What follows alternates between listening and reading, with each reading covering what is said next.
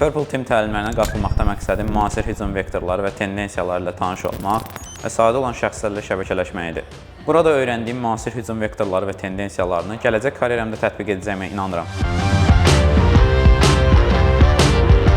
Purple Team, Red Team və Blue Team arasında düzgün şəkildə əlaqə quraraq şirkətin kiber təhlükəsizliyini yaxşılaşdırmağa fokuslanır və biz bu təlimlərdə bunu eləmək üçün hansı cihazlardan istifadə etməyi, necə etməyi və səmərəli şəkildə şirkətin müdafiəsini necə yaxşılaşdırmağı öyrənmişik. Mən Blue Teamdə təlim aldığım müddətdə həmişə Red Teamlə də maraqlanırdım və bu təlim ərzində də bu biliklərə də yiyələnmə şansım oldu.